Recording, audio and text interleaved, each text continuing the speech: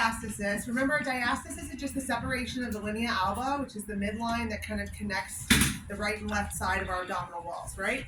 So when you're working with someone who has either not had a significant weight gain and then loss, or weight gain, or someone who's never been pregnant, you're looking at usually not even a full finger will go in there, maybe a finger to a finger and a half, but anything more than 2 fingers is considered potentially a concern. So could you point to your belly button for me? I can do this right over her clothes, which is wonderful because I'm having an icy cold finger day. So I'm going to go above her umbilicus. You can put your hand down now.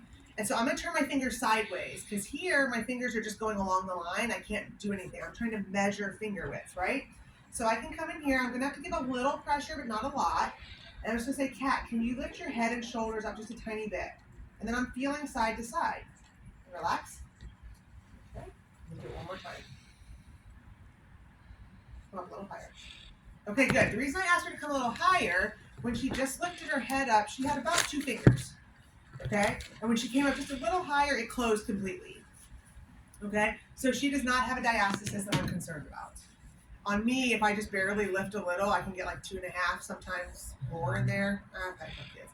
And then if I go a little higher, it closes completely. So I'm safe to do any ab work I want because as soon as I engage my abs, my diastasis closes, so it's not a concern. Does that make sense?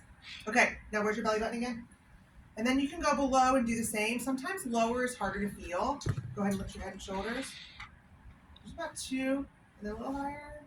Closes. Okay, so she's about 1.5 to 2 up here, 2 down here, but it completely closes as soon as she engages her abs more. So I would have no issues at all. And that's all it is. It's done.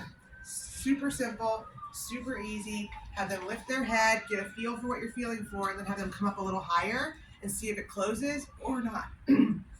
May not bulge out, but she doesn't have anything to bulge out. She's tiny, right? But I don't want to see that when she goes to lift, it actually pulls apart more. So what you're looking for with that final lift is, does it close more or does it spread more? And does anything bulge out of that space? I would hope nobody in here has any bulging out, but sometimes it does and you don't really know. So you never know. All right, so go ahead and check that on each other and then just talk through how you think you might start to work with somebody like that. And then we'll come back and dive back into our posture. This will wrap up our pregnancy stuff.